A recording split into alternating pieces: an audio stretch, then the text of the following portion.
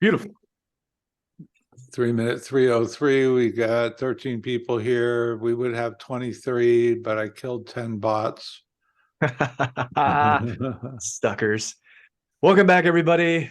Welcome back, real human beings. I am back here again, your friendly neighborhood investor, bringing the fire. I'm hanging out today with the Fire, estate, the agent unicorn, the mythical beast, Gary Shevitz, and mythical, the yeah, man on the ground, mythical, mystical, and James French as well. What's up, guys? What's happening? Man, it's been a weird month, dude. I I had a cancellation literally for a contract in my inbox yesterday, and literally hour 11 we got a buyer for it. And same thing with a creative deal that I've got locked up with a baby elephant in San Antonio. I literally signed the cancellation on my end. Sellers are pleading for us to perform, and then now Eddie Marin, fellow former Elephant Challenge leader, is going to be hopefully performing on that one. So it's been interesting, and we got another one closing on next week as well. So it's been good. What about you, Gary? You got some transactions you're closing this month? oh, a hell of a lot of transactions. I don't know. We got 2 more that'll close this week, I think, for a total of 6. It'll take me over 12 million in closed properties this year. That's right, baby. Throw out those vanity numbers. Give it to me. Yeah, they are vanity Give numbers. it to me. But the agency cares about those numbers. I don't. They sure as hell should.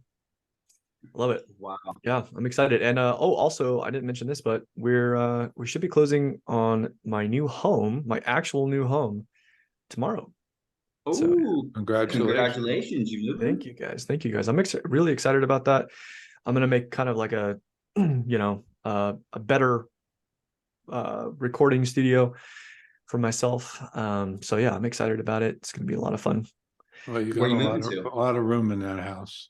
Palmdale, it's about an hour north of LA. It's about 2 hours away from my family, so I'm gonna be a lot closer to family. Gary's gonna be relatively close. It's quite a drive, but it's it's closer than the Bay Area. Almost as close as your family.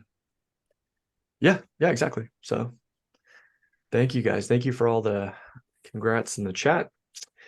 Okay, so beautiful house. Yeah. When are you gonna move in? Created? Sorry. Yeah, you got creative. Yeah, no, that's okay. It's a creative deal. I gave the seller 20 in cash, and I'm paying closing. Sub 2 interest rate is in the mid 3s. I can't remember offhand, but it's a really good interest rate. And it was built in 2003. So it's pretty close to resale ready. We're just going to kind of update it as we go along, and who knows what will happen in 2 to 5 years. We might roll it into something nicer or hold on to it. I don't know. But yeah, really, really good deal. Nice. Yeah. Congrats. Yeah. Okay, guys. So in the chat, if you're new, please type in new. If you're joining us again, type in fam. I want to see. I know we only have 19 people in here right now. Mostly fam here. Mostly fam. That's how I like it. Cool. We like new people as well.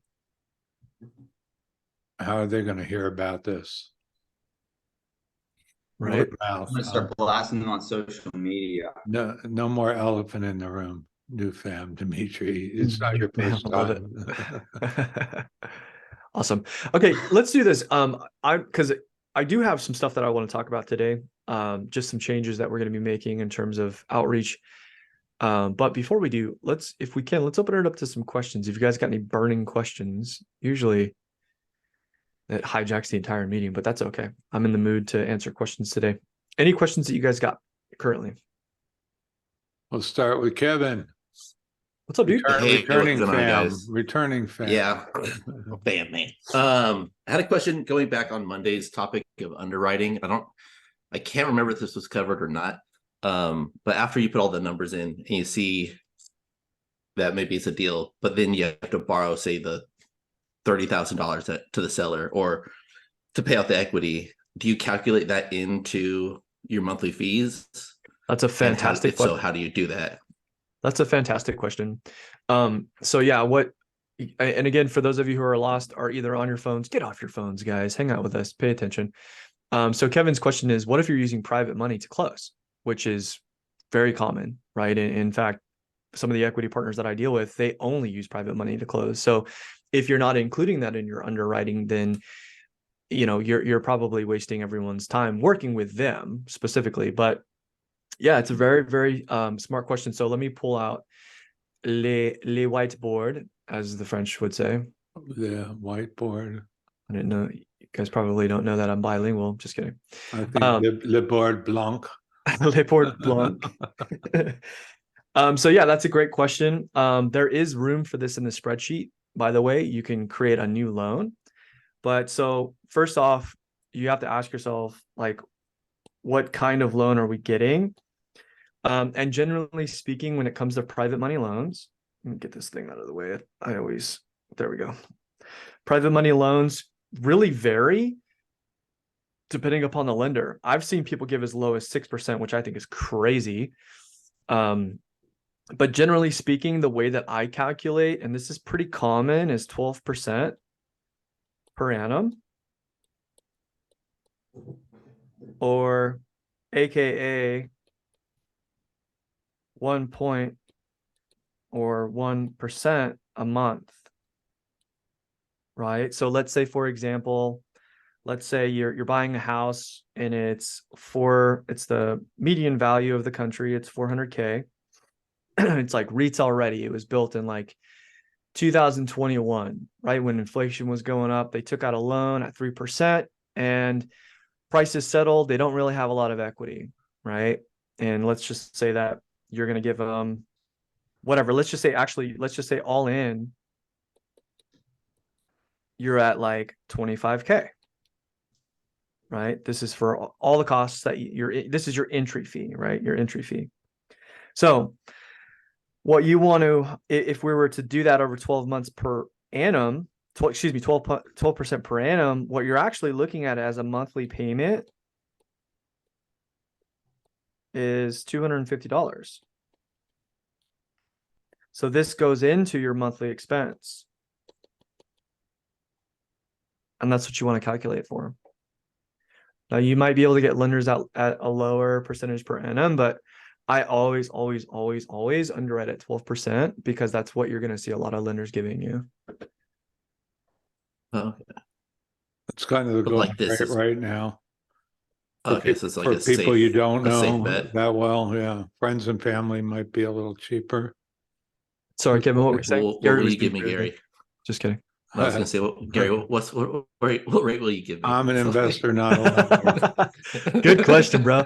Guys, take a note. What Kevin did, that's exactly what you want to be focusing on. Everybody you meet, hey, you got money? Can I You're borrow going to that? annoy a lot of people that way, Quick way to lose friends. right? But actually, no, I mean, look, guys, if you're, once you guys start doing deals, you got to be the squeaky wheel, because the truth is that most people want to get into real estate and most people don't know how. You know what I mean? So there's doctors, there's lawyers, there's people out there that got cash on hand. And if you tell them that you're going to give them 12%, that's a fantastic deal, right? If you're in a mutual fund, it's going to vary, but it's also, this is a securitized way, right? So when we do this, if I'm borrowing, it's secured because we're creating a note, right? We're creating a note that is secured by a deed of trust. And I've got one right now actually in my files right next to me, right? So, and I'm paying this guy off monthly, and then in 2 years, actually on these terms, 2 years I'll balloon out, and it was 27K that I borrowed. Are you doing and then interest only or interest- amortized? No, it's I'm paying a point a month. Interest only. Right. And So you balloon out at 27,000.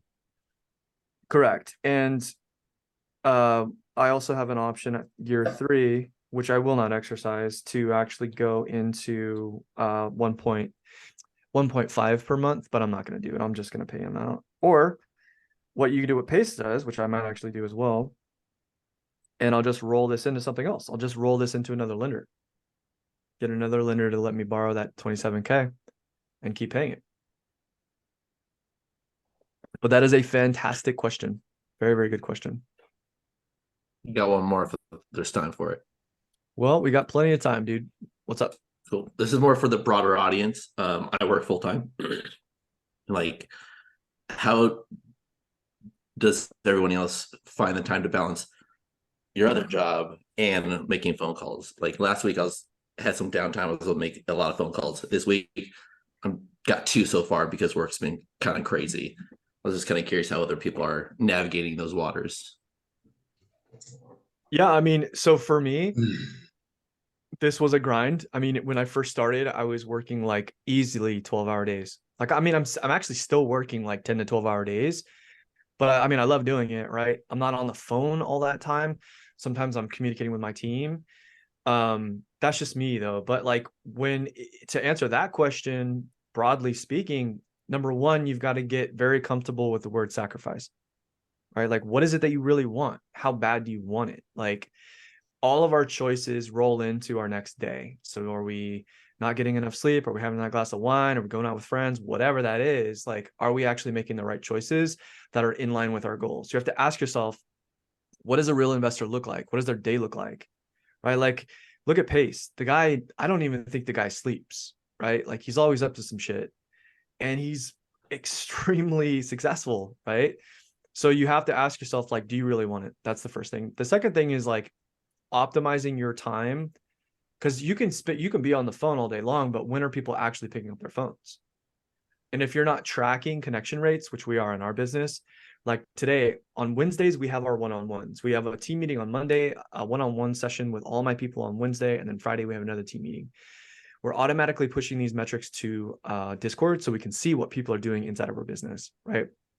But what I'm getting at is that on Wednesdays, I'm looking at connection rates and I'm asking my people, yeah, I can see you're doing the work, but when are you calling? Right? Like, most people are going to actually pick up the phone like from 4 p.m. to like 6. They might not want to pick up the phone, but they do, right? Like, that's just when they pick up the phone. You're going to make connections. It just all depends. So I would optimize my schedule based off of, number one, when can I do work and is it appropriate for that time? So if like you're in a remote job, do you need to be working 9 to 5 to get your tasks done? You have to, you know what I mean? So yeah, maybe yes or no, you can change when you're doing that, those things. When I opened my first brick and mortar business, I shit you not, I was working 18-hour days. I was up by 5 and I was still working at like 10 or 11 p.m. And I did that. And my Sundays were for sleep. And then come Monday, it was Monday through Saturday, same shit. So you just have to ask yourself, like, how bad do you want it? Well, what do you guys think? Brick and mortar were you in? I owned a CrossFit gym in Redwood City, California. That was my first location. I opened a second location. So I had a first location in 2017, and then second location we opened in 2019. Yeah, those are long hours. That's Yeah. a long I had hour. 7, yeah, I opener. had 7 employees, and at that point in time, like, I was able to leave my business at 4 p.m. and turn my phone off because I did those 18-hour days. I had 7 people running my gym. You know what I mean? So again, you've got to go back to, how bad do I want it? Am I really looking at my schedule and optimizing it? And am I making good decisions that roll into the next day where I'm in a state to perform at my best? Cool. Yeah, makes sense. You can do it, bro. You just have to organize it and hit it. And the better the more experienced you become, like now when we're doing transactions, what used to scare the shit out of me is now normal. You know what I mean? Mm-hmm. And you just get very comfortable with stuff that used to be freaking frightening, and then you get with that confidence, it's less draining on you as a person, because what used to stress you the hell out and like take all of your energy away now will actually give you energy, if that makes any sense. Oh Do you yeah, like, that's how do you my like first your phone call was. W-2, Kevin? W2 is fine. It's the working for other people that I'm not like the fondest of. Well, Same. that describes your W-2, right? Yeah, I guess so. You like the work, you don't like the people, or I work with celebrity clients, and they're difficult to work with. But yeah, people who Working are all that very stuff. entitled are difficult to work with for sure. So Absolutely. Pace it's just would like, say your W-2 is your superpower because it allows you to produce cash to put into to start investing.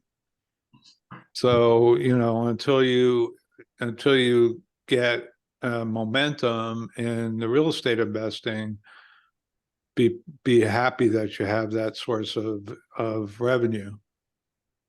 Yep. yeah. So Yeah, I like and the so fact that it's steady income, but it's the fact that it's not sustainable long term. Like I'm capped out right now. I could maybe get like move a couple degrees higher, but at the field I'm in, tech, you age out. So it's like, what's the next steps? So you're in the tech business. What do you do? Mm-hmm. Build websites, Build websites. All right. build Well, storefronts.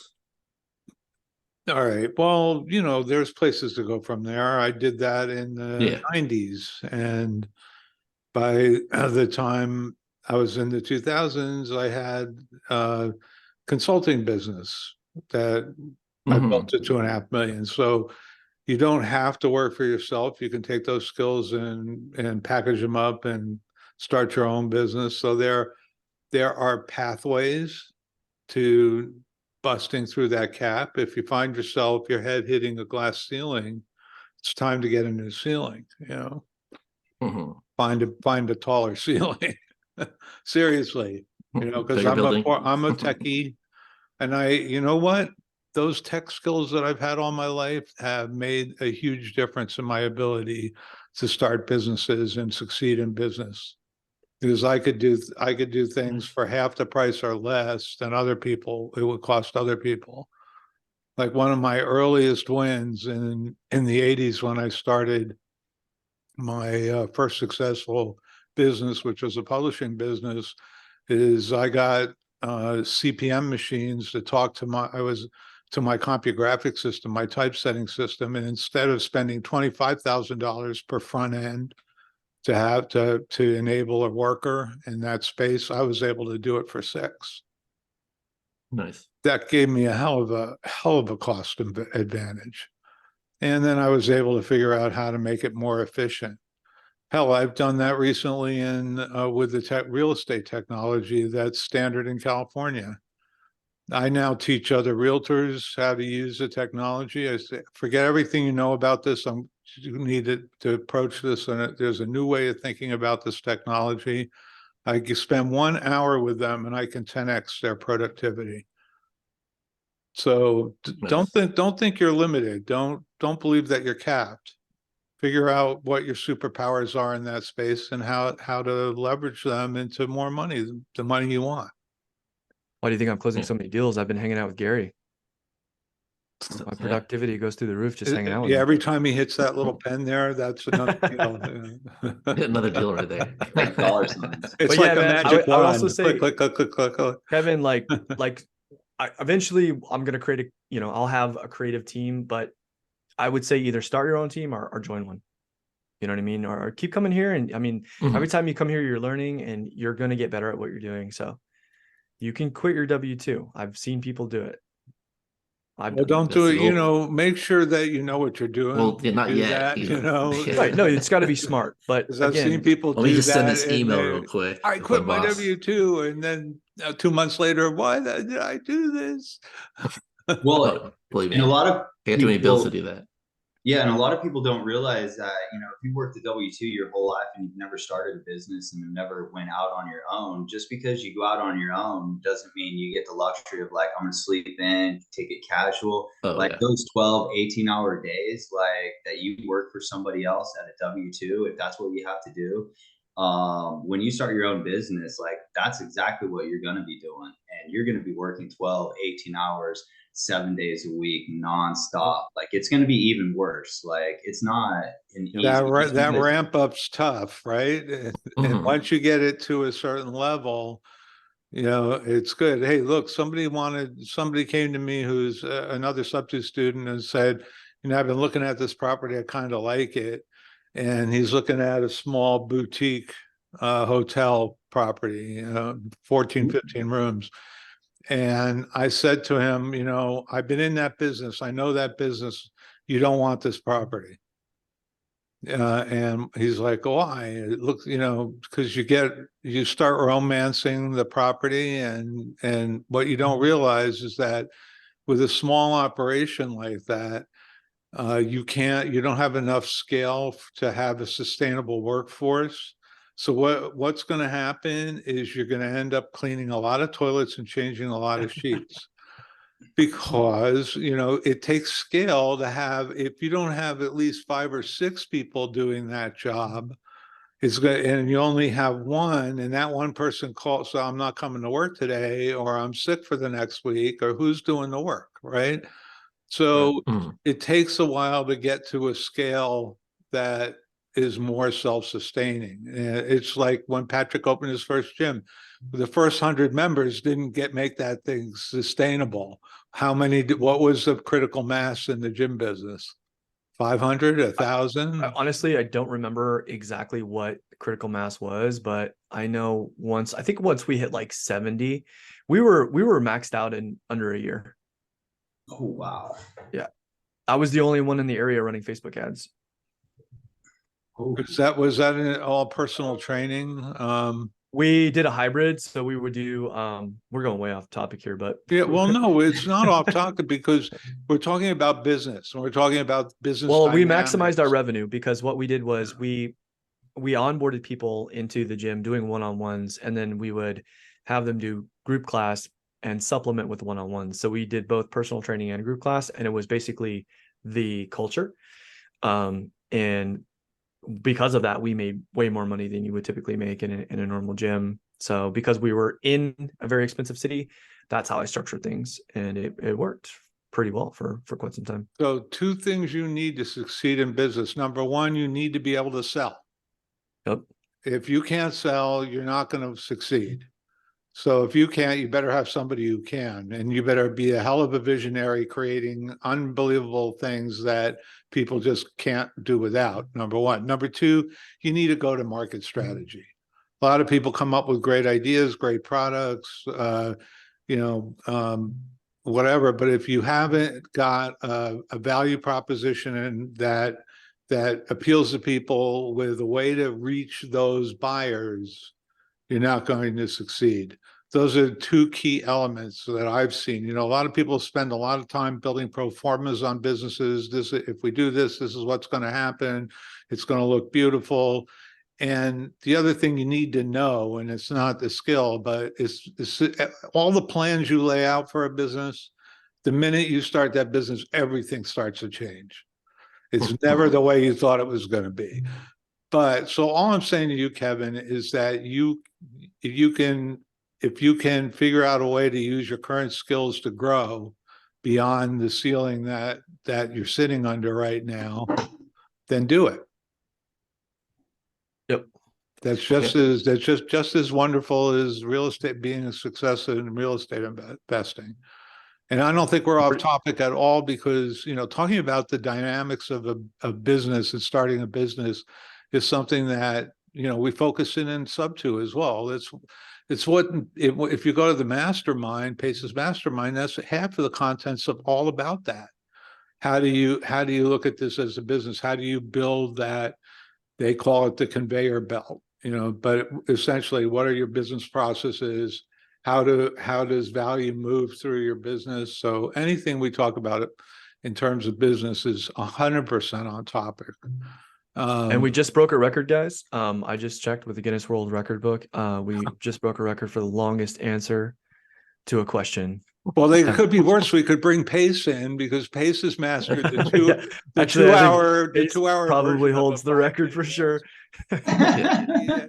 He has mastered the 2 hour version of the 5-minute answer.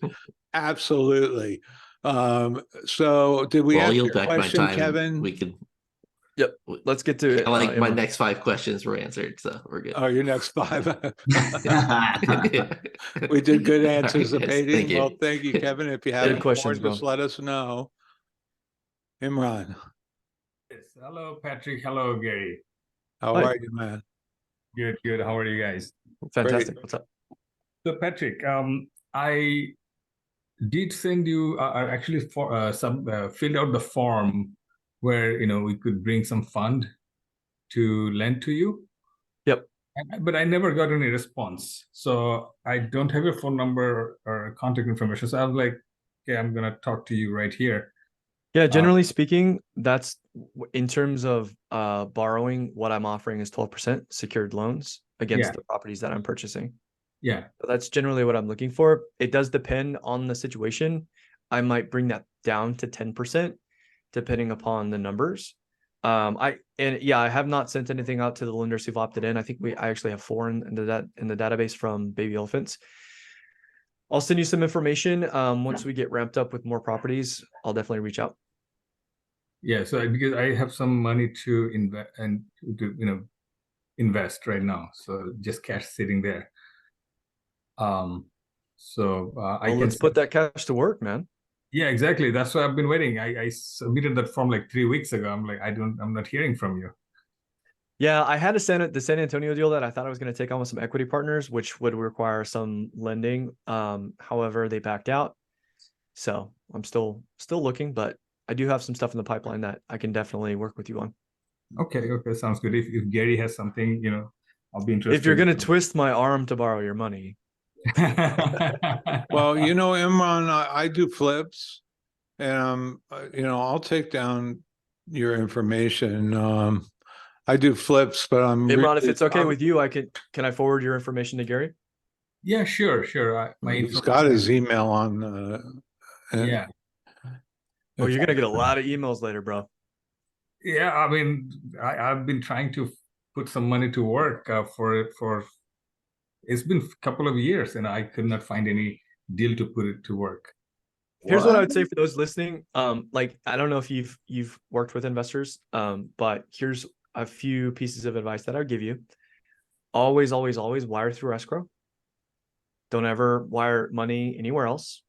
Before you wire escrow, make sure you call the escrow office and you actually confirm the wire instructions. No escrow company will give you complete wiring instructions by email or mail or in writing. They make it like two-factor authentication.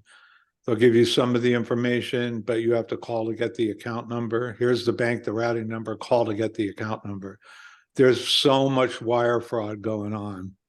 Yeah, it's nuts. It's such an easy way for thieves to get away with tons of your money. It's only 5 years in prison. Why not try, right? It's not that the thieves are out there. They're untouchable because they're not in the country. The money moves out, is out of the country in minutes. So they're untouchable. They're untraceable. They're untouchable. That money is so unlikely to be recovered once it's gone. So what Patrick is saying is so important. Make sure you know who you're dealing with. In fact, Pace has been working with Melissa. I'm drawing a blank on her last name. I've worked with her a little bit too to help her hone her business model, but they're actually building a vetting company, a group. Yeah, I just actually vet spoke with people. her. Melissa Palmer. Yeah. And so the other thing I would say, besides that, and this is really important, is that make sure it's secured. Make sure that they're actually creating a note that is secured by deed of trust. That's the other thing. I would not do unsecured notes if I were you. Yeah, definitely. Like I said, I like to do flips, and I'm always looking for one, but I'm very picky. He is. It's ridiculous. Sounds good. And the second question, a second topic for Gary. A few weeks ago, you were showing how to use the list automator on PropStream. I think it's called list automator, where you can bring the data using the APN number, and then because I'm seeing what you're seeing in PropStream, a lot of information I'm getting and I'm calling, but those are old data.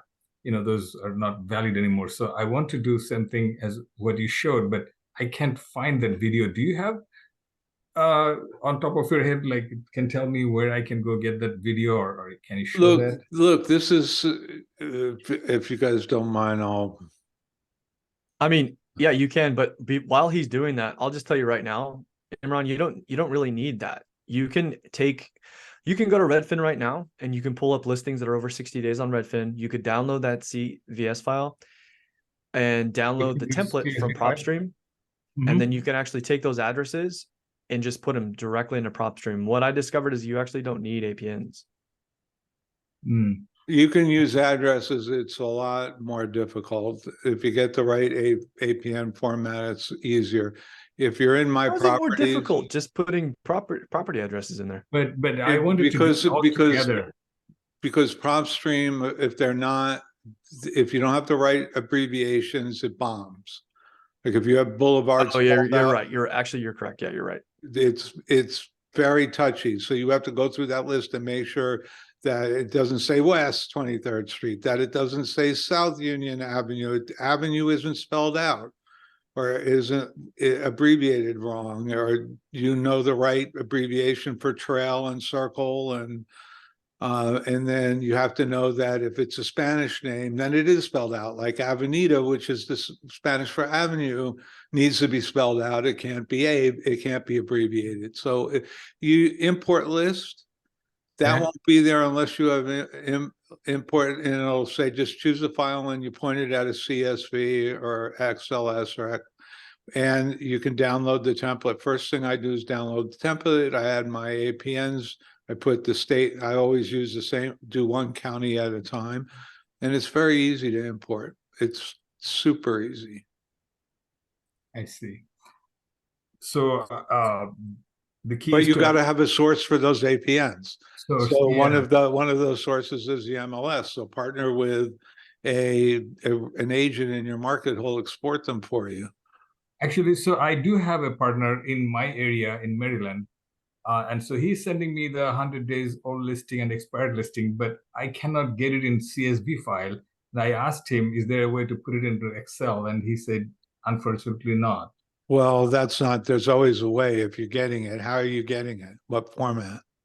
On his website, he sends me a link and I can go and I can see all the properties. Can you get it into a document of some sort? Yeah, so so what I did like one-liner show, and then I copied the whole thing, put it into Excel. And then I think I can just use the address, but no APN is showing on that list. You can there's got to be a way to parse it. Maybe the answer is to partner with some techie, find a techie. Didn't we have someone just talking about their superpowers? I got a techie guy right? that I pay. Yeah, you just need someone who knows how to scrape it off the website. Oh, I see. So use the address, get the APN number from the website or from the MLS. Right. And then bring the list. And then when I was doing it on PropStream, the list automator, it says like, $27 per month, 2,000 list, and then they're like all different options to pick from. So that's like every month, 2,000 list, or is it at one time 2,000 list? It's 10, the plan I have is 10,000 a month. That's their base plan, and then you add the list automator feature to it so you can import. That's as well as export. You can also automate lists and do some data stacking inside of PropStream, but we're not here to teach PropStream, but okay. Quick minute there is fine. Is that everything?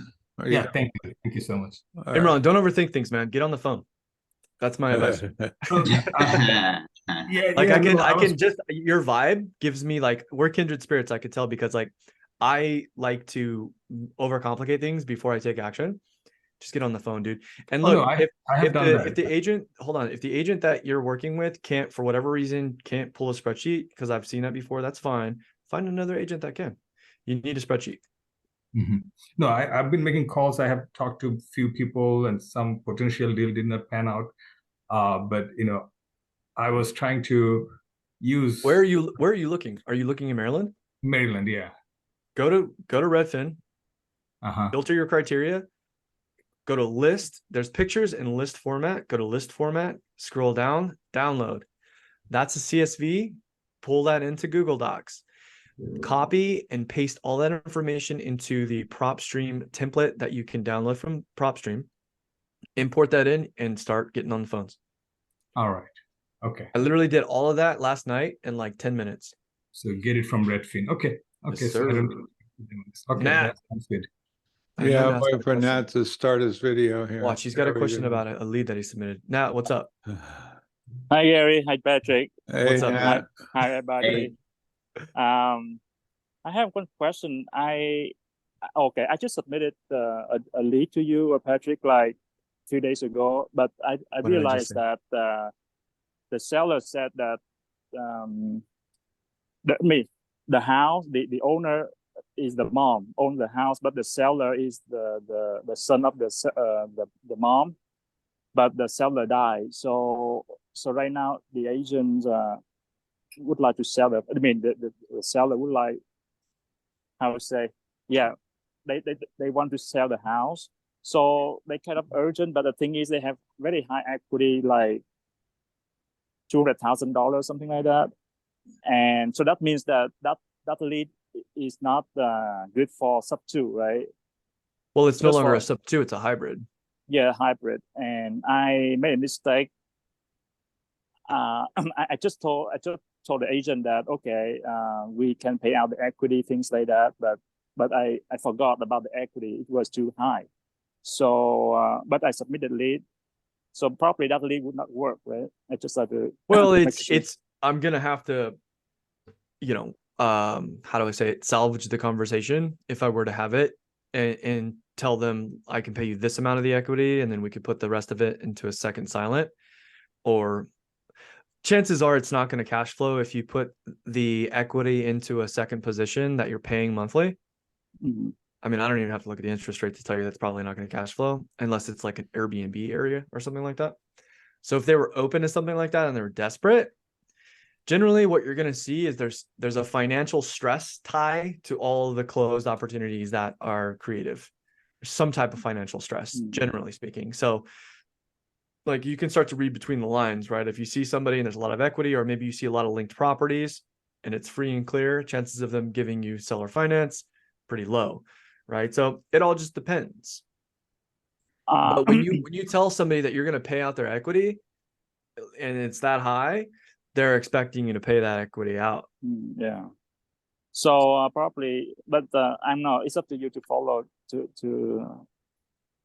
mean, I'm not. I just submitted a lead, and but probably that lead is not good, because I know that the seller, the agent told me, the owner. Why are they selling?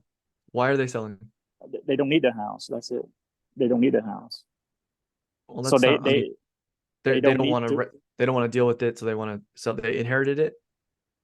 No, the mom owns the house, but she doesn't need it. But the son just passed away. The son tried to sell the house for the mom, but he just passed away, and the mom doesn't need the house. Brutal. So basically, they have equity there. They might be open to it. I would call them back, Nat, and just say, hey, I just wanted to check in with you. My partner's still interested, but I wanted to make sure that we have an understanding. We're generally 10% all in. So agent fees, cash to seller, closing costs, we'll pay all that. However, it's got to be about 10% of the value of the house. Does that make sense? We can pay 10% of the value of the house, and the rest they can sell finance us, right? Seller finance in a second position, most likely silent. Okay. I balloon out in like 7 years, for example. Okay. Thank you. Yeah, that's and okay. And another thing. Did you underwrite it? No, not yet. Not yet. All right. Well, underwrite it. See if you, with just the loan, I mean, if it's in a silent second, most likely if they've got that much equity, it will cash flow. If they approve a silent second. So you probably don't even need to. Is it resale ready? I'm sorry. Is it like rent ready? Yes, the house pretty good. Yeah. Okay. It's, We'll get back on the phone and see if they're open to that. And then if they are, I'll call them. okay. Another question is really when we have VA, I mean conventional loans, that means that it's not assumable. So I don't need to call those leads, right? No, you can Assumable. assume a loan for a lawnmower sub 2 if you want to. I'm sorry, I don't understand. Could you repeat? I should have said like motorcycle instead of a lawnmower. I guess a John Deere you could maybe take a loan out on.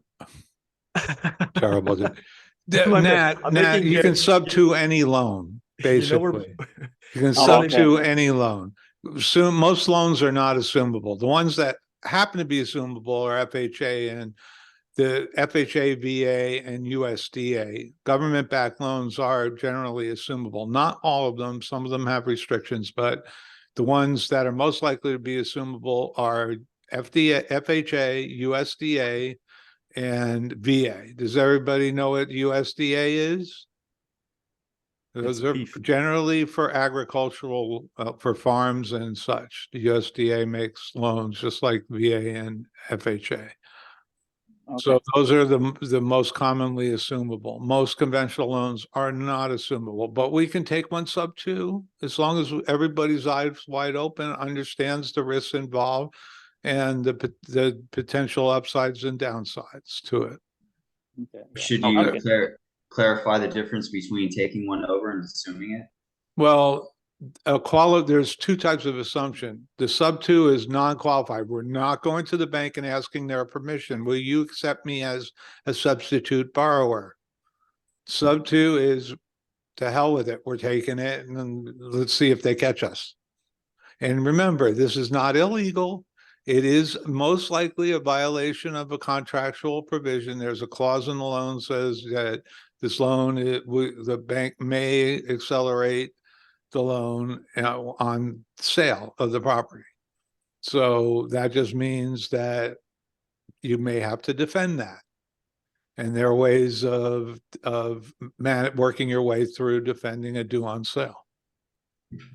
So assumable means you actually have to get accepted by the banks to be able to do that. Subject to, you can just do it without having to go through anything and getting approved. Correct, Anthony. Sorry, there's my camera for you, Gary. Oh, finally it pops up. All right. Well, look, Anthony, if you've got questions, raise your hand. Did we answer your question, Nat? Yes, that's all I have. Thank you Alright. very much, Gary, Patrick. And Yep. Lionel, how the hell Lionel, are what's you, up, man? Where you been? Oh man, I've been working this W-2 is like getting in my way. It's Cramping been- your style a little bit, is it? Yeah, one thing after another, and all these meetings and all these fires I have to put out has been crazy. So I'm just getting in now, just sitting down eating from all day, and I've been up since 3. So Well, Hey, I get up at between 3 and 3:30 every morning. yeah, me too. So but quick question. Damn, well, I forgot what I was gonna ask. Are you doing any properties like flip stuff? Or are you taking on anything like that or looking at anything like that by any chance? Me, I'm only wholesaling those right now. I think next year sometime we're actually getting ready to start flipping. Both my partner and I are building our business credit as we speak. So we have funds on hand to do that. So basically I just need to underwrite it and get it within the flip numbers to be able to do that so you can wholesale it out, correct? Well, Yeah, if as it's a a- wholesaler, you are a buying service for flippers. Does that make sense? Say it again? You chop. You are, No, as say it again, a you got- wholesaler, you Uh-huh. are a buying service Correct, for flippers. correct. So yeah, and I would say, Lionel, if it's a deal, oh, actually, you know what? I'll share my screen with you. Because we actually just gave, actually, give me 1 second to find it. Oh, here it is. We actually just gave a new presentation to our internal team because we're tightening up our buying criteria because of interest rates. And so really what we're focused on right now is this in terms of what we're buying. 100 square foot, 3,000. Okay, so you will go up to 1.5 mil, huh? Oh yeah. Okay. And then That gets you a shack at the beach in California, you know? right. That's I've been And then- seeing some, especially like. that's a tough shed near the water. Yeah, And then for our buy box, I don't know if you can see this or not, but these are the counties that we're working in. yeah. It's also on the county Riverside. Okay, that's good. Okay. Cool. Yeah, well, my reason why I asked you about that because my son, he just called me up on a property up in Palmdale that his girlfriend and granddaddy has, and he's basically been quit paying on it. I think they was down 6 months, and then they went and daughter gave him money and got it caught up, and now he's behind on it again. So he's actually thinking about walking out on it. So I'm just want to, you know, see if that's something that maybe. Palmdale's a good market, Lionel. Yeah, you know, so I just want to kind of know what your thoughts were. Patrick's moving there. Yeah. Yeah, I'm actually looking at the market, and surprisingly, there was another property. Actually, I think you might have submitted it.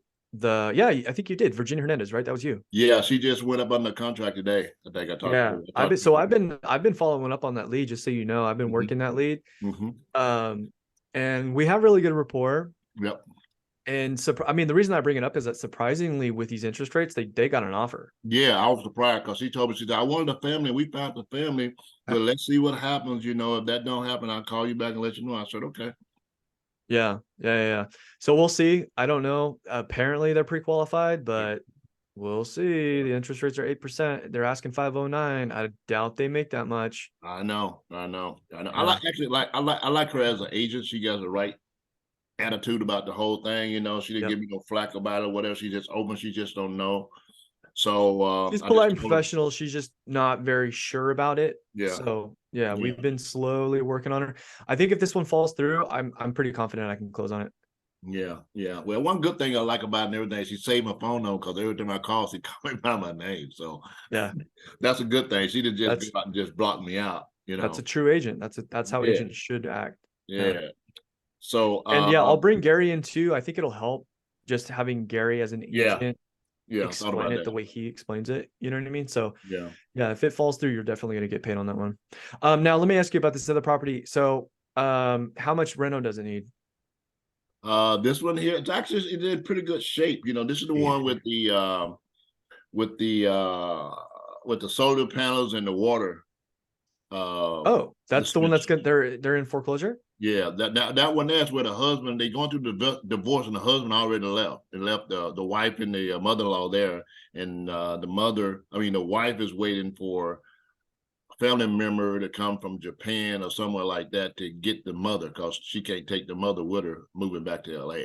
I don't think this is I don't think they have enough equity to make this a cash deal. That's the problem. Yeah. So sub 2 all day though. I mean, I'll take it as a sub 2. Yeah, that's the way they're actually pitching it as a sub 2 because basically their assets is upside down. With all of the debt and stuff that they have on there, they are pretty much upside down. So how much do they owe in arrears? Do you know? She said there was 2 payments down, so now they probably 3. Oh, that's not that bad. I can pay that off. And she was at they were asking 509, and the actual monthly note was 3,200.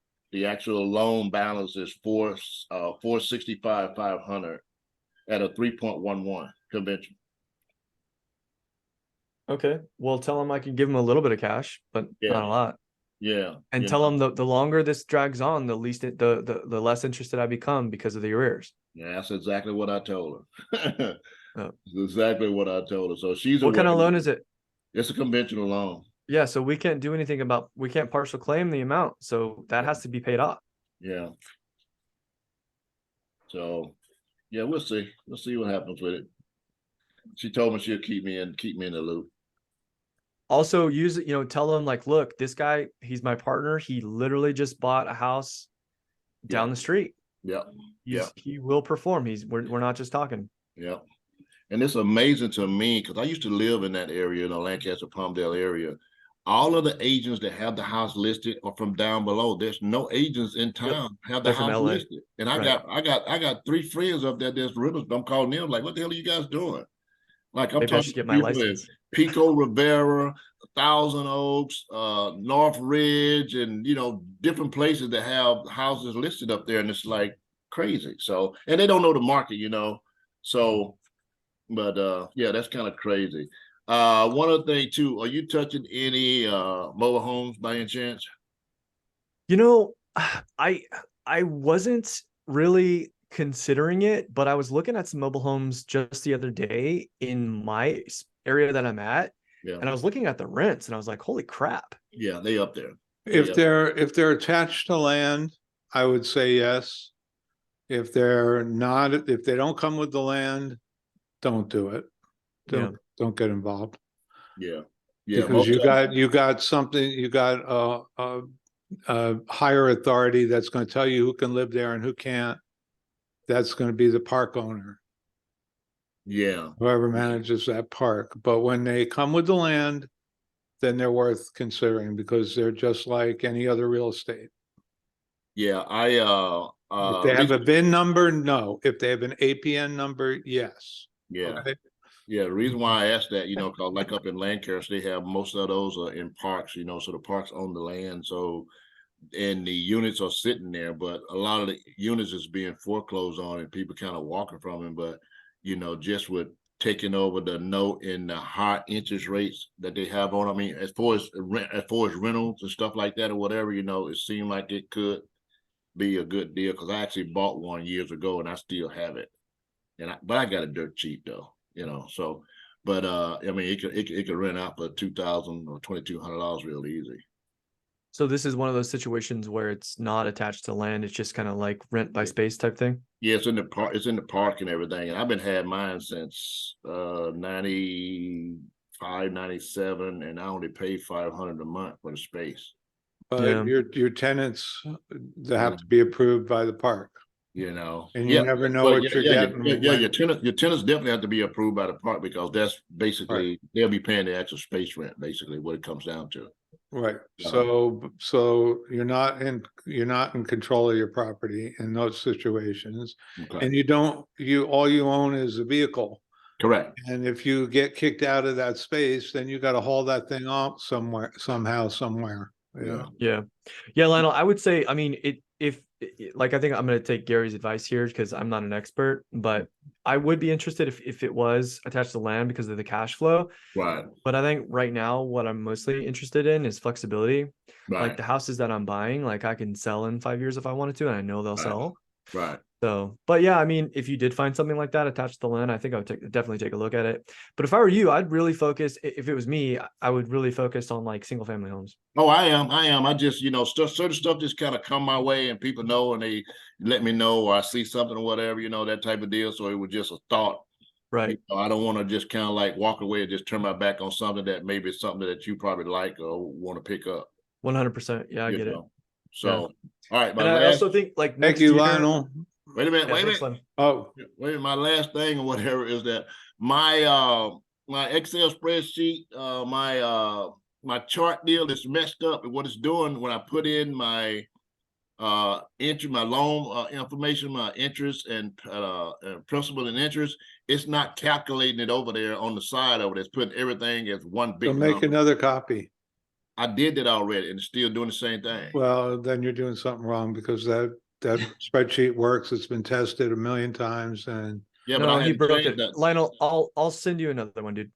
Okay, yeah, because I like that one with the little calculator on the side or whatever. But I like that one there. But I've been trying. I'll send you. What I'll do is I'll send you the landing page that it's stored at.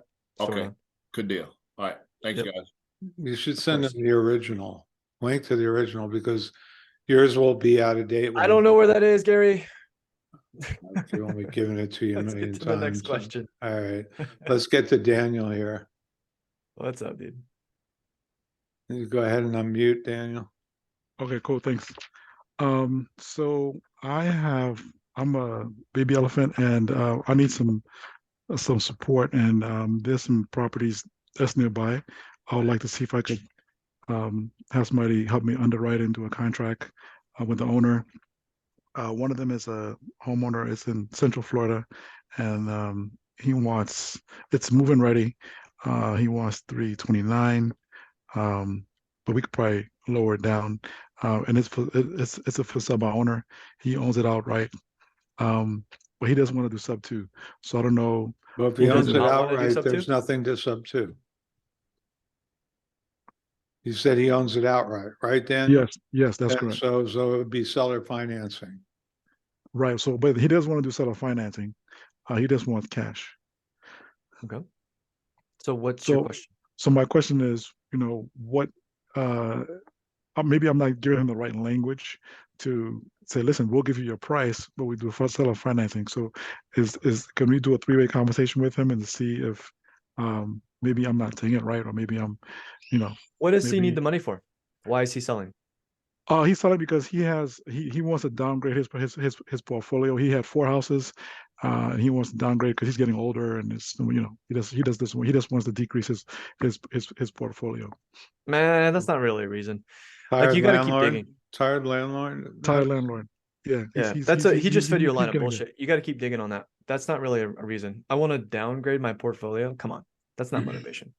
Well, and if that's- he's if a that's tired actually if his he's reason- a tired landlord, people do, that is a legitimate motivation. Well, Tired yeah, but he didn't landlord. say that. He said he wants to downgrade his portfolio, which Well, is he's selling off his portfolio. I don't think Daniel's using the right words. Daniel doesn't know the lingo here. Well, no, what I'm saying, Daniel, is you got to get, so when they say that, go, interesting. Why are you downgrading your portfolio? Right? You got to keep getting down until you get to the root.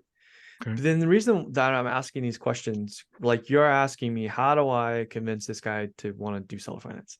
Right? No. That's Yes. Okay. Yes. No. well, I think right? so. Like you want to I buy think- the property on seller finance, correct? Yes, that's what I.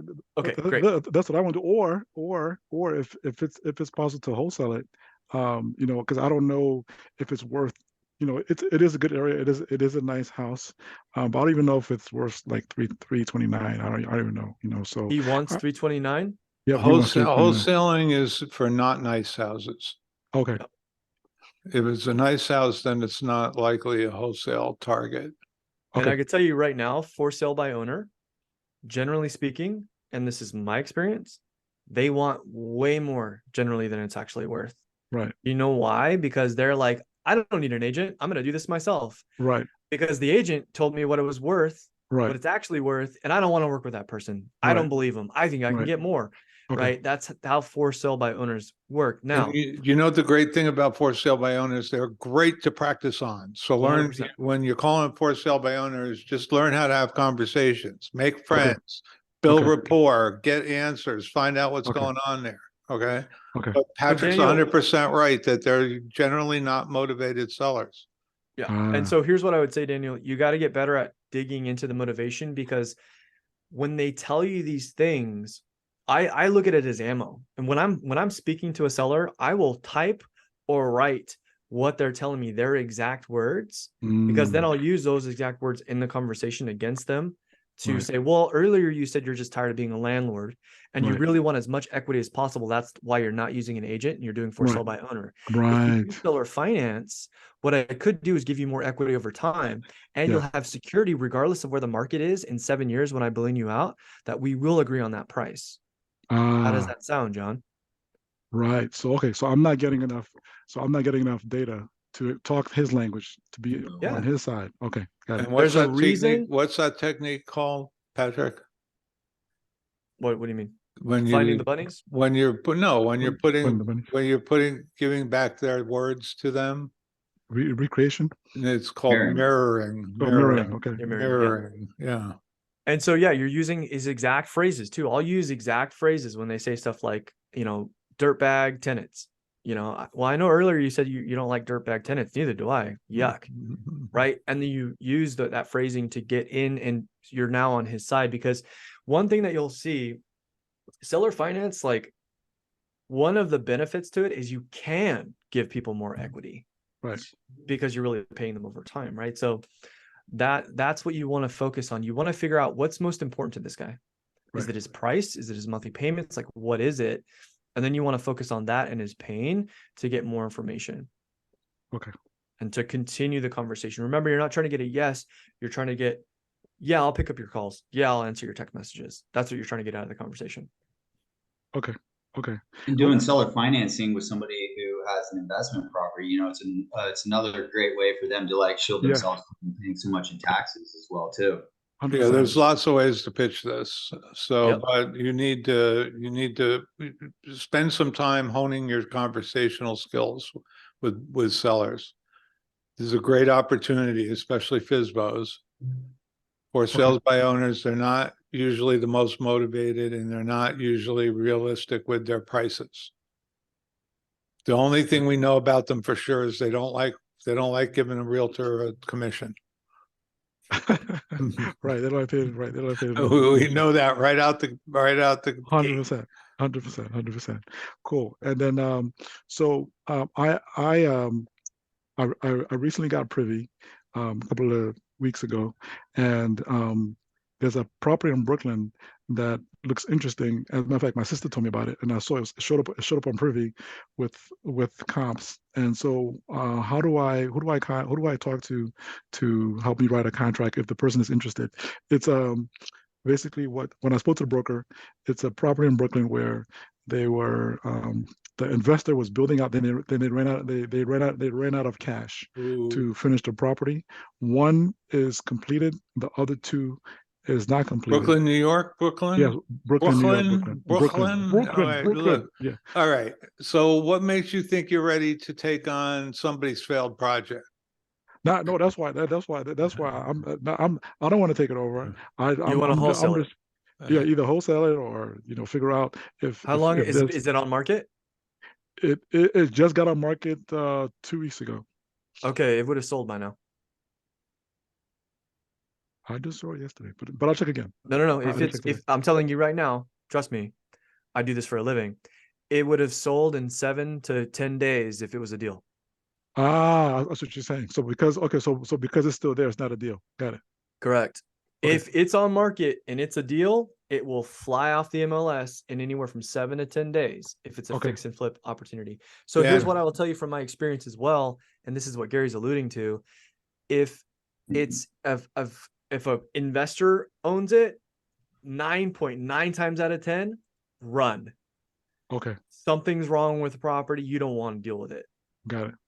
Well, yeah, and not only that, Daniel, I'm a little concerned that you haven't really chose a market, Yeah, I was thinking the because same there thing. couldn't be anything very much different from Central Florida to Brooklyn, New York. Where are you working? Where are you going to become expert? Well, I want you to choose one of those places. If Yep. Brooklyn you think is your market, you're living in Central Florida, and you think that's a good market for you, I'm not going to dissuade you. Just become an expert at Brooklyn and be planning on getting on the plane to go back and forth. No, I no, would no. choose Florida So- over Brooklyn any no, day. no. So definitely. So my market is Central Florida, where I'm at in Palm Bay. I see a lot of it's showing up on Privy. There's a lot of blue spots Stick there. with your market. Don't wander off into the big bad world of New York and New York real estate. New York real estate's, trust me, I've owned real estate in New York. It's very different than Florida. Yeah, no, I was only talking about because my sister. I used to live in New York, and my sister told me Sis, about it. thanks for and it showed up, thinking of but, me. That's so sweet. I love leave it you alone. to death. I love that you're supporting me, but I don't think I'm ready to swallow a Brooklyn building right now. Got it. Got it. I Got need a little more experience. Okay. Okay. So when I do my search on Privy, and I'm looking in this area, and when I call the potential, well, first of all, I have certain buyers that I'm looking for. So on this platform, how do I know how do I find people who are interested in investing in Central Florida? Like, who are the buyers or who's interested in partnering There's with tons other of video training from Privy on how to find buyers. You could look at, they were included in and you could go on to Pace's YouTube channel and look at the Old Elephant Okay. so the challenge trainings with Benson. That's one of the first topics they cover, but you can Yep. go right to the Privy site and get that training, because Privy's a great way to find buyers. Okay. They make Okay. it really super easy and start that. I'm glad you're thinking that way. That's a smart way to be thinking. So go on to Privy, you'll learn in 10 minutes how to do it. And then Daniel- pick up the phone and start calling them because they're way more important than FSBOs. Daniel, trust Yeah. me and trust Gary. What Gary just said right now is so important. Like, focus on a market. Yep. Either do creative or cash wholesale deals. Pick one and stick to it.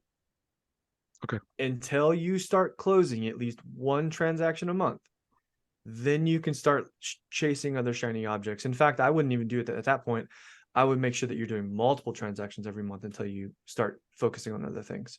Okay. I completely gave up on creative, not gave up, but I just paused it altogether. Gary will tell you.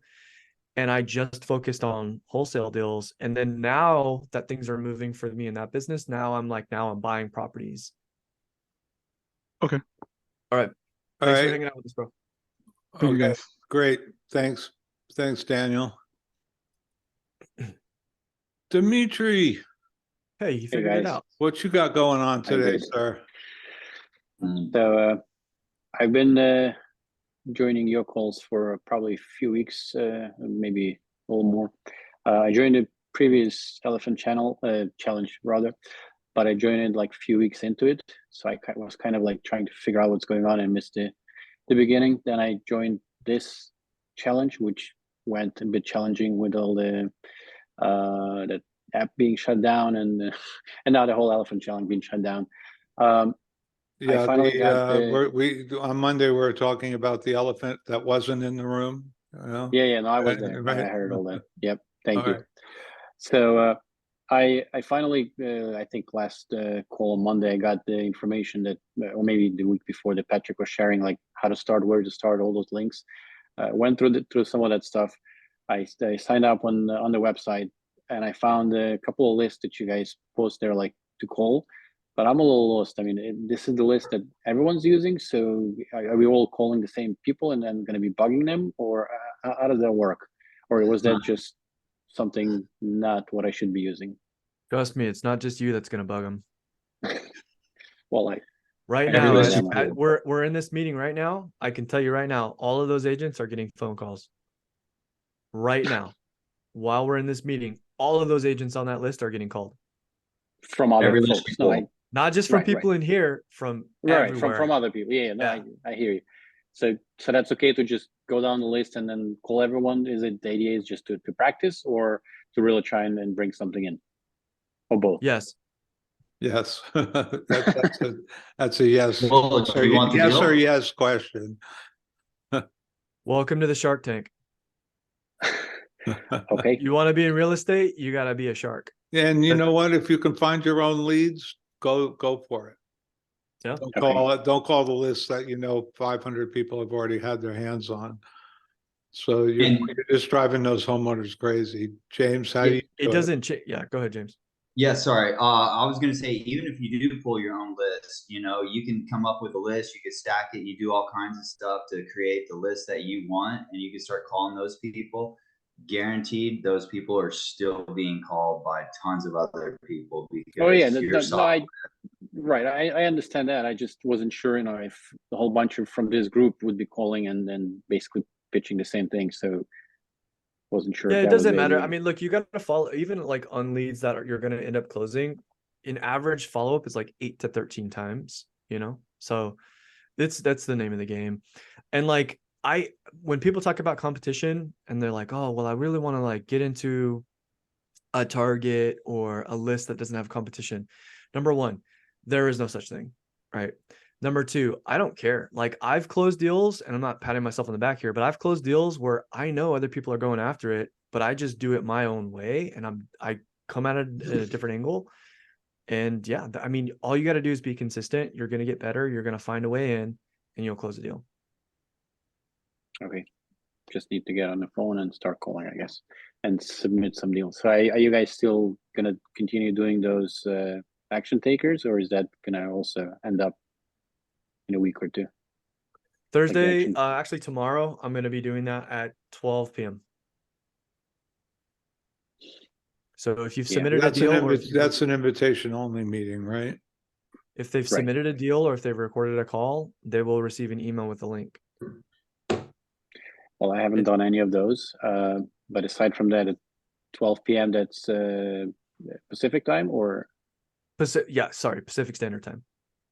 it's still 3 p.m. Eastern time where I am. So with W2, it might be a little challenging. But okay, we'll cross they the call bridge it a when I challenge, get right? there. Yes. Dimitri, I would expect you to get a lot of deals. Speaking with you now, you are very calm, cool, and articulate. I would expect you to be able to close. Just need to start calling. That seems to be the biggest hurdle. That's it. Look, I got a friend who's a wholesaler. Okay. He started 2 years ago. He didn't know anything when he first started. Okay. His first year, this guy, by the way, this guy's got like an AK-47 in between his ears. He's crazy. He made 100 calls a day for 90 days. Well, Okay. That in his first year, he broke 6 figures easy. Now in year 2, he made over $1 million in all assignments. Why? Wow. Is he smarter than everybody else? No. Is just he consistent. good? You know, Just is he better calling. looking than me? Hell no. Let's be honest. Right? But the guy gets on the phone. He's like a bulldog. He doesn't let go. That's it, dude. I've seen people. English is Are their you talking second about John language. Matzenbacher? No. Because he's No. like that. He's a holy terror. He's so competitive. all it is. They got a numbers board with calls made. He's always make sure he's the guy who makes 400 calls in a day, or Yeah. you know. Yeah. I do the same thing. I have a piece of Mhm. paper right now, old school. I do dashes, how many calls I made, how many connections. And it's just my own personal scoreboard, right? Like that's all it takes, dude. I got a question about that. What happens if you're like building rapport and sometimes, because I feel like right now, like some of my conversations are getting stretched out a little bit too long, like with Yeah. people. I mean, they're all definitely people who are wanting to sell. So it's not like they're kind of wishy-washy, but they're definitely selling. But man, some of the conversations. James, how many deals have you closed so far? We closed one last week, 3. Yeah. So, and how many months have you been at this? Like full time since about February. Okay. So you got 3 in the can. How many in the pipe? Probably about, I don't know, maybe 8 to 12. All right. So, I know you're being consistent. That's why you're here. That's why I brought you into to help us host, because I know that you're a shining example of what works. Yeah. James asked a good question though. He asked, what do you do when they're taking too much of your time, which is common. I see that a lot. One of my favorite phrases to use, like if I'm in a conversation and somebody's going on and on about whatever golf, right? I'll just say like, this is what I say. John, I'll just laugh and I'll say, John, I love where this conversation is going. But I could talk all day about this, and then I'll transition into either a question or I'll say, hey, I got a call booked. And then I'll end the phone call with them. Yeah, right? That's what I tell people. Like, I love talking to you. I could talk to you all day, but I got a whole bunch of appointments on the calendar and I'm already late for the You're next using one. that phrase with me on our calls. This whole time, I thought he actually enjoyed talking to me. Yeah, right. All right, so the cat's out of the bag. I'll use something different on you from that. Actually, you don't try to Things stretch you learn, calls huh? out. It's like somebody like Effie. When I get on the phone with her, I know I have to put a stake in the ground and say, okay, once we get to here, I gotta get off. So yeah, there are people that'll do that. There are people you become pen pals, phone pals, whatever, but you just gotta like let them down gently. Like, everybody knows, hey, you know what? This is what I do for work. So I gotta keep going here. Nobody gets mad at you for doing that. How about if we talk, and then, I always like to set the next call. If it's somebody I'm working towards a conclusion, a sale or something like that, a deal, then, how about we talk next Monday at 3 and book it? Just put them on the calendar. I live by my calendar. I would, Yep. do you have a calendar? Do you live by it? Do you book everything? Do you block time for yourself to do specific types of work? So I reserve time, because if I don't say, okay, I'm going to work on these files right now, or whatever it is I've got to do. I've got, lots of projects going on, and I got to work on. It's easy enough to get caught working in your business endlessly. You need to work on your business as well. Oh man, tell me about Does it. everybody know the difference? I mean, all right. So, it's easy to get caught working in your business. And if you don't make time to work on your business, you're going to be in trouble. You're not going to grow. Dimitri, we appreciate you, bro. Thanks for hanging out with us. Thank you, Yeah. guys. And, Appreciate your Kevin, help. I'm going to give Jordan a chance since we haven't heard from him. So I'm going to take him out of order. Jordan, Jordan's taking notes like a gangster. is he?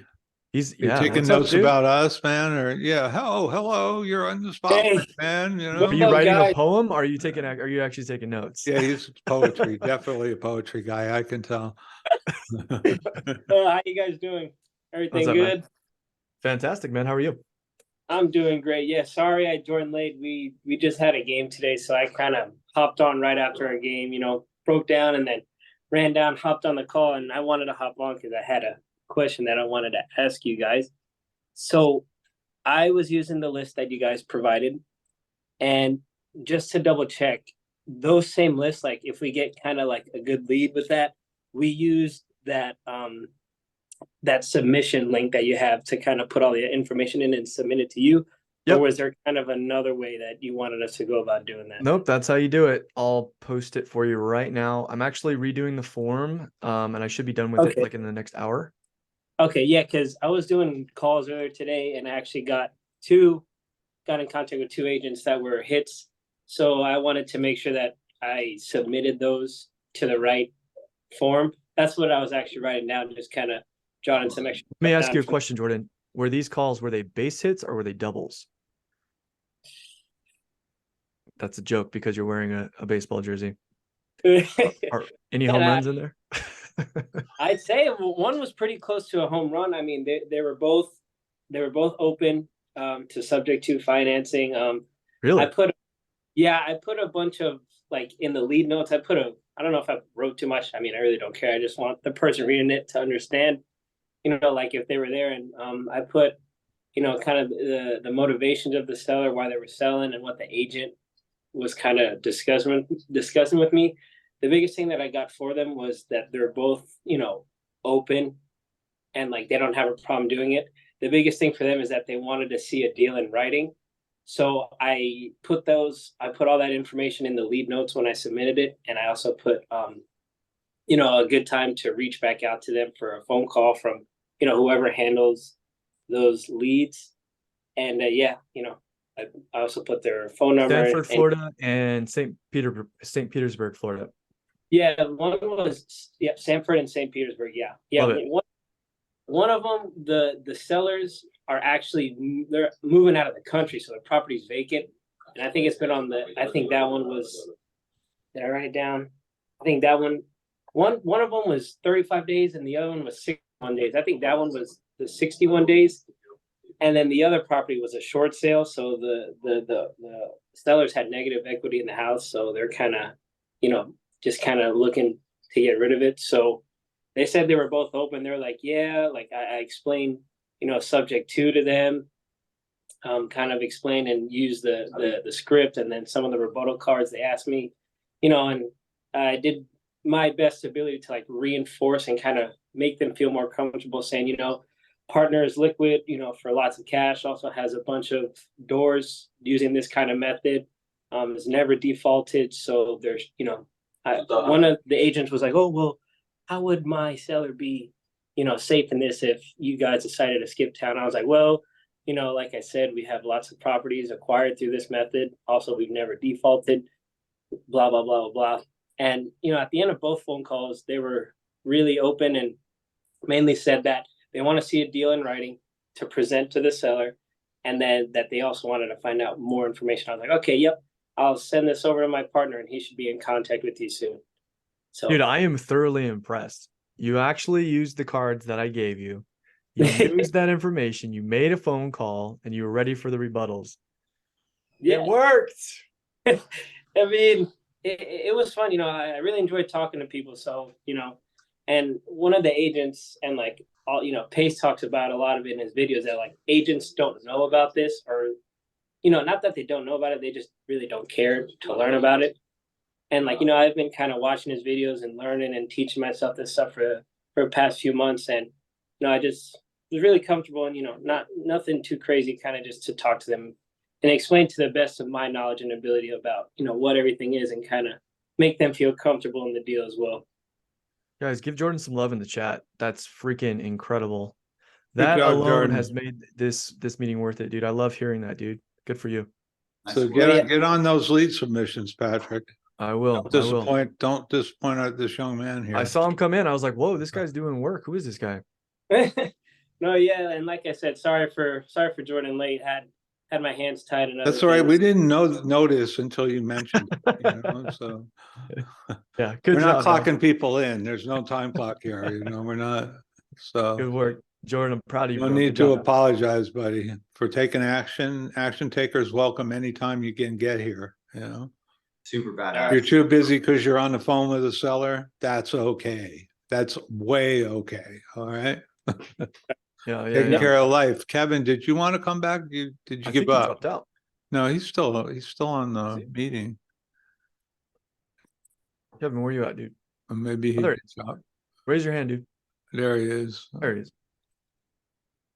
All right. Yeah, Thanks, Jordan. Good job, Jordan. Yeah, I talked to an agent the other day, and he was mentioning that he had a property that the seller was very interested in sub 2, but they can't do that because the HOA does not allow rentals at all. So I didn't think it was anything. I don't know if there's like an avenue where I can like post this like, hey, they're interested in sub 2, but if you sub 2 this, you have to live there. Is there any avenue for that? Yeah, I mean, so this is something that is on my to-do list, is compiling a list and getting into a cadence of building a network or a database of people who are looking for their end users, or looking for homes to live in. But honestly, as an investor, like for me right now, it's not really worth my time searching for end users. I mean, that's essentially you're becoming an agent at that point. So I'm not focusing on that, but I think there's a lot of value to it if you do come across somebody, or if you shop it, you know, and you have some people that are serious buyers, because you have a lot more flexibility when it comes to exits, because their spending capacity is a lot higher than an investor. Be careful. In terms of like a PITI. As Patrick says, be careful about not brokering without a license, because when you start marketing properties to end buyers, you're really crossing the line, way over the line. Yeah, I was just James and I are working. James mentioned and I it. are working one like that right now. So I'm there to be the agent to make the transaction work. Where's it located, Kevin? It's in Tennessee. Okay. Yeah. But it also has a HELOC on it, and I was wondering if that kills a deal. Not necessarily, but it doesn't always help it. There's rules about if you do those sub 2, you got to make sure that that's like a credit card, an open credit line. So you want to make sure that it's closed off, that it's only in. The thing is about HELOCs, they're floating interest. So right now they're expensive as hell, you know, they're very expensive. So might be better off to find an end buyer who can pay it off. But if you don't have some way to find end buyers, it's going to be a tough deal to make. You might want to invest your time in sticking with easier deals. Yeah, I just told the realtor I'd ask. Okay. No, it's a good question. Excellent question. Just, you got to assess how much time you have to spend on that. And talk about agent I can talk. I asked him one question, and then he answered all my questions off just like, what's the condition of the place? He just rattles everything down, and it went on for 30 minutes while I was driving, and I was like, guy, okay, I gotta get off the phone now. You know, some agents actually are good. They're worth their money they get, you know. Yeah, some agents take their job seriously, like I do. You know, that's why I asked condition first, because that will happen. It basically flow. It helps the conversation flow. And yeah, I've had agents where you ask the condition, they just go all the way to price, all the way through the 4 pillars. Yeah, he like rapid succession. I was like, dude, you answered all my questions. Perfect, and that's Last what one. you want to do in the conversation. What's that? I said that's what you want to do in the conversation. You want to let them speak like 80% of the time, and you do 20%. All Yeah. conversations. Yeah, the more you have the seller or the agent speaking, the more you're winning. Absolutely. Cool. Don't Yeah. dominate. Um, So I was just gonna ask- is that good for you, Kevin? I was just going to ask Jordan, about the action Jordan's back takers. for round 2. Kevin, I think has one more. Kevin, Right, I want to. You got one more question? I was just going to ask about the action takers, and because I submitted some phone calls and a deal, and I haven't got an email, so I was just curious if like I'm it's gonna a send that- backlog of I'm getting gonna through all send that that. out either tonight or tomorrow morning. Cool. All right. Thanks, guys. Patrick, just remember, Patrick's getting a new house, so he's a little preoccupied at the moment. Yeah. And Jordan's back. we're going to close this out with Jordan today. Jordan, did you have another question? Yeah, it's not about anything in particular. Is there somewhere to like submit my email to kind of get emails from you guys? Because I've been having to like find the links for the Zoom kind of like in crazy ways, like, like kind of inconvenient ways. So is there a way that, or like, do you guys have a link that I could always click on, or is there like a place to submit my email to get emails from you guys? I'd prefer not to give notifications for these meetings, but I'll probably end up doing that anyways. So you've already submitted a deal. I'm just gonna add everybody who's already either submitted any type of form into another sub account that I'm building. It's just been taking me a while, so I'll actually send out emails. It's not a big deal. Yeah, no worries. And I wasn't, not for a notification, but just like a way like a link, like basically to get into the Zoom, because every time that I have been finding it, I've been having to kind of go all around. And if I have to keep doing that, it is what it is. But I'm just seeing if there's something that I was missing. Hey, Patrick, an easy way to do this would be to create a shared Google Calendar and let people just put the information on a Google Calendar. Let That people. sounds like work. It's really not. It's I'm just gonna set up an email reminder for you guys. It's not a big deal. I can do that. Okay, yeah, I appreciate it. Thank you. Yeah, of course. All right. Any other questions before we end this bad boy? We're at 4:30. Holy cow. Yeah, There were we're things that I there. was going to talk about and do during this meeting, but it turned out to be Q&A. Well, Q&A is sometimes, what the doctor ordered here, and you had your chance to launch into something, and you said you wanted to open it up to questions first. You got exactly what you wanted. I sure You did. can just keep going, Patrick. We'll stay. All right, we got one more question. Let's get to that, Imran, and then we're gonna call it Imran. here. All right. So while you guys are talking, I did pull up the record from Redfin. I did pull into PropStream, and then I did filter with the low equity. I found some properties. I made some call. That is All during the meeting? Yeah, right now. I just did it. So you're saying you weren't paying attention to us. Is that what you're saying, Imran? I was like, I actually think that's awesome. So We're just background noise. I got the listing. When I was filtering, it only shows like low equity, and then that's the button I click. But in regular listing, I can go and say I want 75% or 80% or 90% equity. With this, you can't do that, right? No, in those quick filters, when you're in your properties, right? That's where you're at with your list that you imported. At the top, those quick buttons, you'll see a little icon. I believe it's on the bottom right. I don't remember offhand, but you can click that and you can tweak the quick filters. Oh, I see. Yeah, you can go in and adjust those filters. Oh, yeah. And you can. I see. There's a little pen on it. Okay. So I feel like I should invoice PropStream for being support for them during this meeting. Yeah, this was holding me back. So if I am able to get all this list from Redfin, do I really need to bother with getting together with a real estate agent to get this list? I think it's a great idea. I mean, I wouldn't be where I am today without Gary. I've said that multiple times and I wholeheartedly mean it. Like, I've learned a lot from partnering with an agent. I think it's important to have an agent because sometimes you'll have agents who don't want to speak to you. and who only want to hear agents speak, for lack of a better Yeah, phrase. that happened. So I think it's invaluable to have an agent in your market. So I would highly recommend that you partner with one. Oh no, not for that. To get the list, because my agent, he is Yeah. not able to give me an Excel file. So I'm thinking, is this a Redfin is enough? You might miss some get- things. You might actually miss it, but honestly, it's if I you're see. taking action like you just did, you're gonna get deals, dude. Chances Okay. are he just doesn't know how to get it out of the MLS. That he So doesn't know how to there's do the difference in the export, list. so not a I, unicorn so like far, Gary. all the MLSs I've worked with have the ability to export to CSV. Hmm, okay. So chances are he may just, find out what software he's using, and sometimes they don't really know. The Mhm. agents that they don't know the difference between MLS and software the MLS is using. And some MLSs are available on more than one software platform. I see. Most agents aren't even aware of that, but try to find out whose software their MLS is running on. Then Google how to export from that MLS software, and then help them do it. If you have to, if the relationship's good enough, or Yeah. either that or find a smarter one.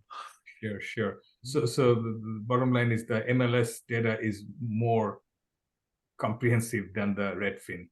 Well, If I get all the I'm saying is option- that a lot of realtors don't, like I use Flex MLS. It says Flex MLS. When you open it up, it says Flex MLS. Well, I have two different MLSs that I use Flex on.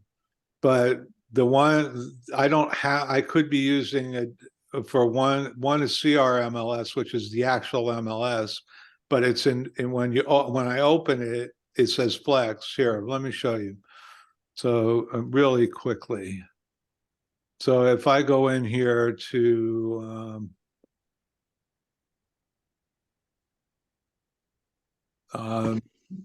and so CRF Flex MLS, it just CRF is the subdomain for this at Flex, but it's really CRMLS, but it also says Flex. Flex is the software layer. This is the actual MLS. And here's another MLS, Claw, Greater Los Angeles, Beverly Hills. So they call themselves the MLS. If I open this one, it uses a product called, I have to log in. It uses a different software called Vesta Plus. So most of the realtors have no clue that there's a software layer and that has a name, and there's an MLS layer and that has its separate name. So, it's just, if they're not even aware of that, then chances are they're not going to be technically adept to the point that they're going to know how to do data exports. And they probably don't hit the help files to look, but like I can say, less thinking, more action. All right, guys. yeah, well, sometimes you need to think a bit to get to the action, to make the action pay off. So Go out there and pull the trigger without all any right, name. there you go. So there, you know more about the MLS structure than half the realtors out there. Agents, This yeah. was a good bedtime Okay. story for the East Coast viewers. All right, guys, I'm gonna get out of here because I gotta go to the bathroom and actually get back to work. I will see you next week. Unless you're an action taker, then you're gonna get an email sent to your inbox either tonight or tomorrow. And yeah, we're gonna take a little bit more personal approach to looking at your deals and becoming a badass investor. Good night, guys. I appreciate you. See you on Monday. Monday, same time, different link. Go get it. Have All a great right. one. See you all Monday. you. Bye.